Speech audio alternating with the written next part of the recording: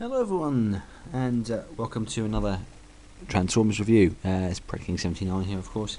Today I'm having a look at Generation 1 Headmaster Apeface. I'm really excited to do a review of this guy. This is a figure I've been after for a very long time.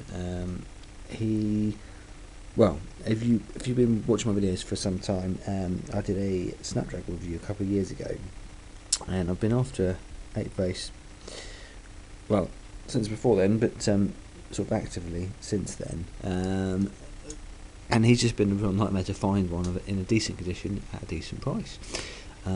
But luckily, this guy popped up on eBay recently, and I managed to snap him up. I got outbid at the last second, but the seller rather, was very kind enough to offer me a second chance offer because the high bidder was based abroad and he didn't want to sell it internationally. So it was awesome, and it was a very nice price as well.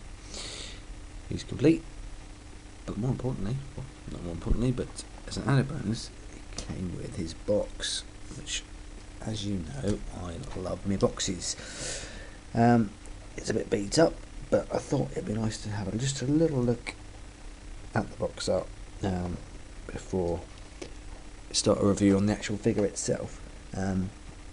It's really cool to have these boxes because they are as much part of the toy's sort of history as the figure itself, if that makes any sort of sense. But it was one of the thinner boxes.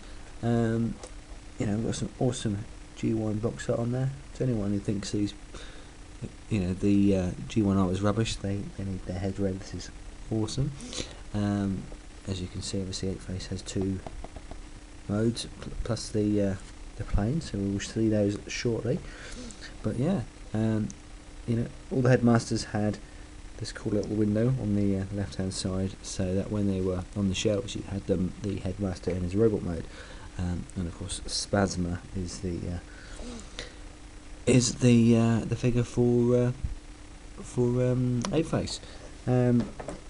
On the back we've got some awesome artwork, and his tech spec as well.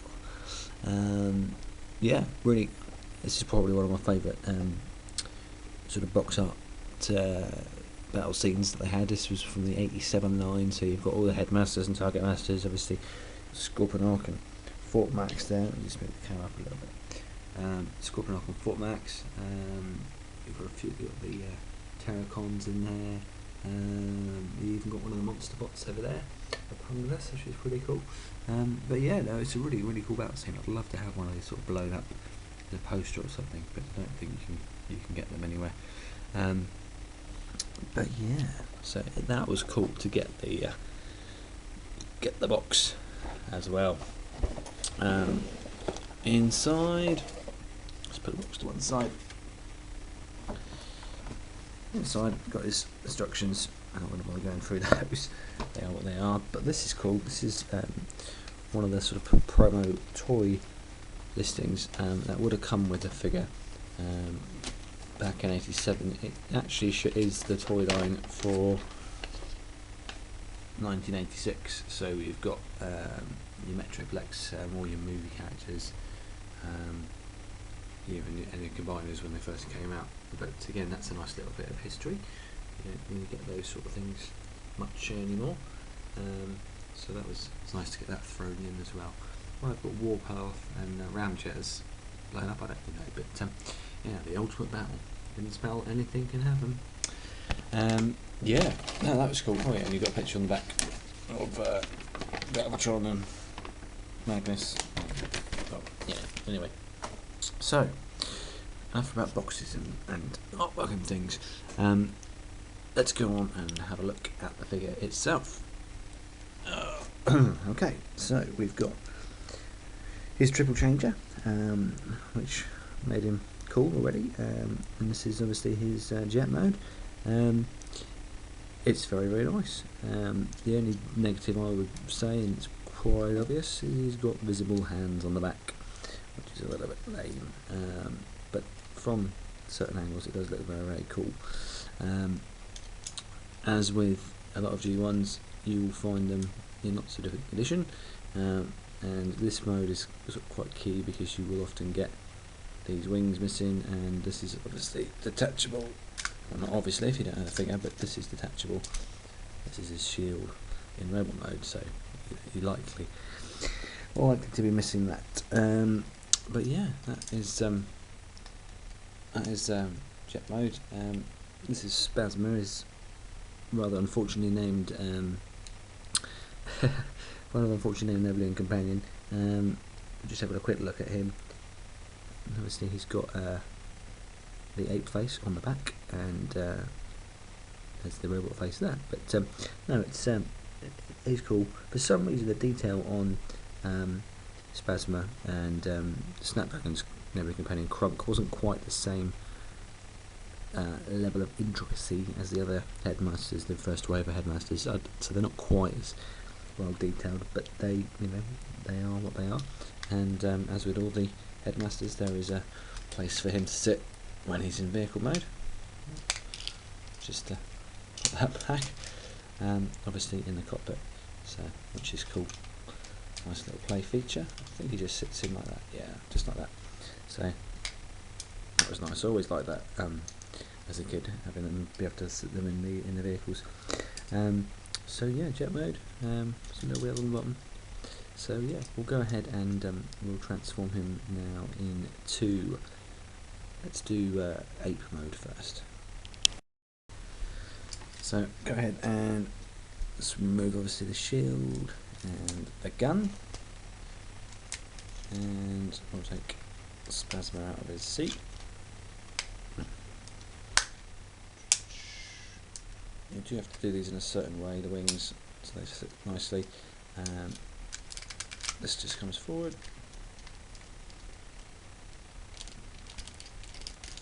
These are his legs.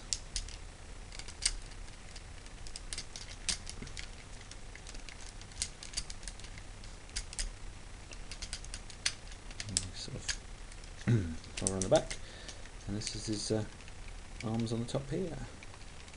Whoops. Lots of awesome G1 clunky clicking noises. That's what we like. Okay, and then obviously that just folds up like so. Hello. And then the head just pops in. And there. So, there isn't really anywhere for these to go in this mode, so kind of out of the way. Oh yeah, that folds up as well. But yeah, that's gorilla mode. From this sort of angle, it looks pretty cool. From the side, not so much. I think you'll see, well, it's clear with this Snapdragon that this mode is sort of not an afterthought, because obviously the key feature of these guys was that they had a beast mode, but the robot mode and the jet mode are a bit more, I don't know, a bit more well rounded. It's not a bad alt mode, certainly better than some, but you know, we've got visible robot hands again, but it's kind of cool. He's got character. I like his face. I love the red visor. I think that's really cool. So yeah, he does stand. Like so. Oops. That was always going to happen, wasn't it? But he does stand, honestly. But yeah, you could have him leaning forward like that, or whatever you want to do. But anyway, that is his beast mode, or ape mode, or gorilla mode, as it says in the instructions. So let's go ahead and transform him into robot mode. So off with the head. Hold up his arms, and sort of bring these legs down. And he folds away quite nicely.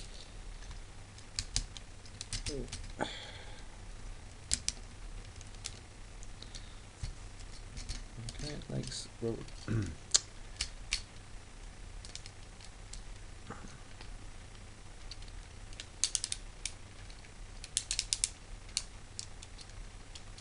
Pull the arms down. Sorry, I'm too quiet then. Pull the arms down and and the head sits on top, obviously, like so.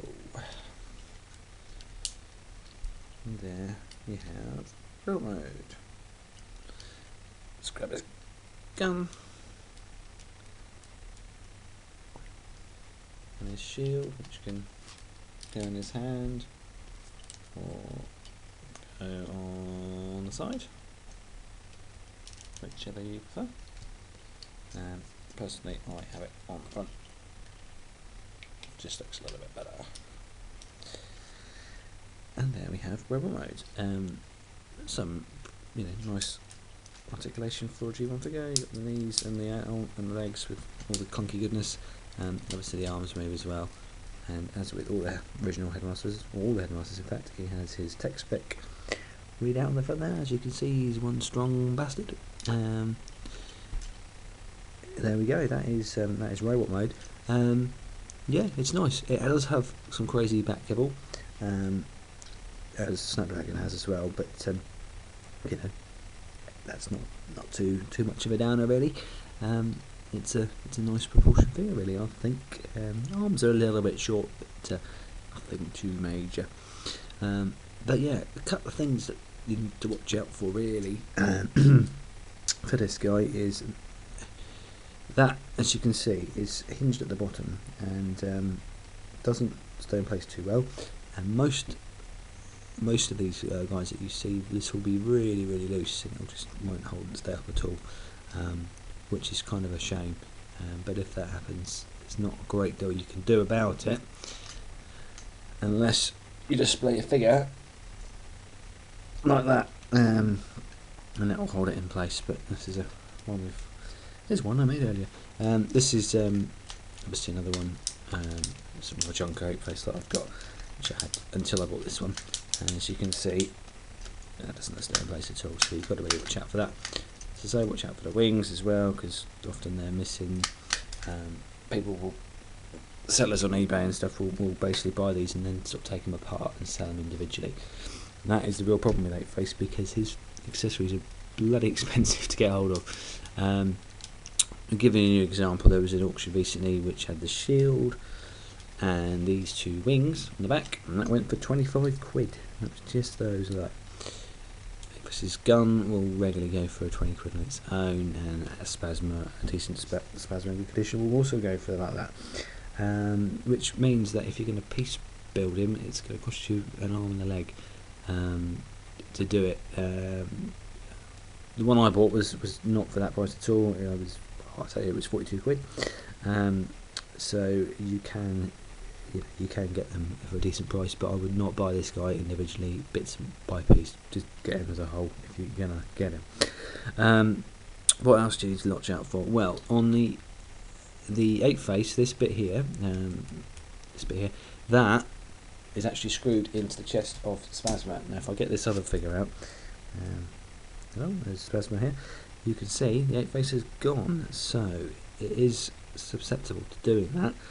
So if I just unfold him, one-handed, you can see there's a screw there, and that's obviously long gone and the bit's gone. So if you're in any doubt, if this is displayed on eBay like that, make sure that the face is on there, and you obviously ask the seller that, because it wouldn't surprise me if people did try and sell them without it. Oh, sorry about that, the phone was ringing. Yeah, it wouldn't really surprise me if people on eBay would sell stuff like that, and if they sell it as sold as seen, you can't really do anything about it, which would be a real pain in the ass, because as I say, this guy's about 20 quid to get complete.